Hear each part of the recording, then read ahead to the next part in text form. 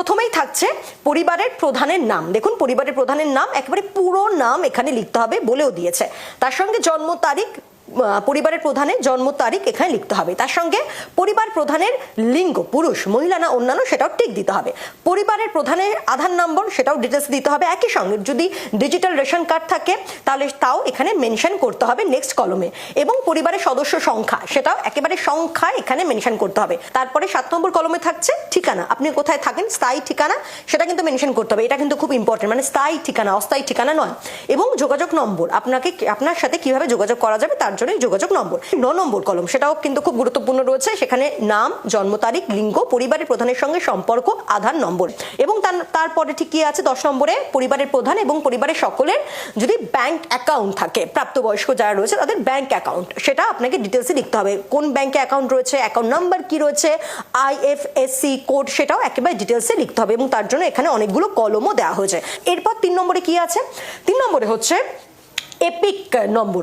Voter কার্ডে যে epic নম্বরটা থাকে সেটা কিন্তু এখানে লিখতে হবে এবং মেনশন করতে হবে যে কোন বিধানসভার মধ্যে পড়ছে সেটা, এবং তার যে নম্বর দেখবেন একেবারে আপনাদের যে ভোটার কার্ড সেখানে মেনশন থাকে, সেই সমস্ত যাবতীয় ডিটেলস এইখানে এই কলমে মেনশন করতে হবে। 12 নম্বরে হচ্ছে যদি আপনার কাছে কোনো রকমের সার্টিফিকেট থাকে, SC ST OBC, যদি সেই রকম কোনো সার্টিফিকেট থাকে আপনার, তাহলে সেই কলমে আপনাকে টিক দিতে হবে। এই যে এখানে সেইগুলো মেনশন করা আছে।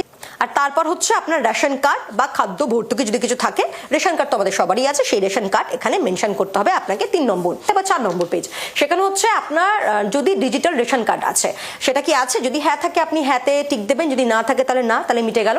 আপনার পরিবারের রেশন দোকান থেকে মাসিক আপনি রেশন তুলছেন কিনা, অর্থাৎ আপনি আপনার পরিবারের সদস্যরা তারা কি রেশন নিচ্ছেন প্রতিনিয়ত, যদি হয় হ্যাঁ তাহলে হ্যাঁতে টিকমার্ক দেবেন, আর যদি না হয় তাহলে না। এরপর যে সম্পদ, অর্থাৎ আপনার বা আপনার পরিবারের কত সম্পত্তি আছে সেইটা কিন্তু এখানে মেনশন করতে হবে। এই কলমে দেখুন লেখা আছে সম্পদ বলে, সেখানে একেবারে ডিটেলসে সেটা মেনশন করতে হবে। এরপর হচ্ছে বাড়ির ধরন, অর্থাৎ আপনার বাড়িতে কি 3 বা তার বেশি পাকা ঘর আছে, যদি হ্যাঁ হয় তাহলে হ্যাঁতে টিকমার্ক, যদি না হয় তাহলে না, একেবারে ডিটেলস রয়েছে।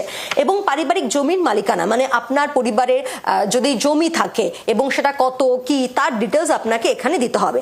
এর সঙ্গেও কিন্তু আপনার যদি কোনো গাড়ি থাকে, মানে অবাণিজ্যিক গাড়ি, অর্থাৎ একেবারে প্রাইভেট কার যদি আপনার থাকে, তাহলে সেখানেও কিন্তু এই বিষয়টা মেনশন করতে হবে। এরপর হচ্ছে যে আপনার আয় কত এবং পেশা কি, মানে আপনি কি কাজ করেন, আপনার কি বিজনেস নাকি আপনি সরকারি কর্মচারী নাকি বেসরকারি কাজ করেন, এই ডিটেলসটা আপনাকে এই কলমে ভরতে হবে। আপনার কি প্যান কার্ড আছে, যদি আপনি হ্যাঁ বলেন তাহলে এখানে হ্যাঁ টিকমার্ক দিতে হবে। আপনার প্যান কার্ডের নম্বর একেবারে দিতে হবে, শুধু আপনার নম্বর নয়, আপনার পরিবারের যতজন সদস্য আছে তাদের প্যান কার্ড যদি থাকে সেটাও কিন্তু আপনাকে এই কলমে একেবারে ফিল আপ করতে হচ্ছে। সব থেকে বড় বিষয় পরিবারের মোট সার্বিক আয়, আপনার পরিবারের সদস্যদের মোট আয়টা কত সেটা এখানে অঙ্কে লিখতে হবে। এরপরে আসছি আমরা 11 নম্বর পেজে, সেখানে কি আছে, আপনি কি কোনো সরকারি প্রকল্পের সুবিধা ডিবিটির মাধ্যমে পাচ্ছেন, অর্থাৎ ব্যাংকের মাধ্যমে পাচ্ছেন, যদি হ্যাঁ হয়ে থাকে তাহলে সেটা আপনাকে মেনশন করতে হবে। অনেকগুলো প্রকল্প আছে। 12 নম্বরে যেটা আছে 12 নম্বর পেজে, সেটা হচ্ছে আপনি যখন এটা জমা দিচ্ছেন সরকার বা ধরুন পুরসভা বা BDO বা DM কে যখন আপনি জমা দিচ্ছেন,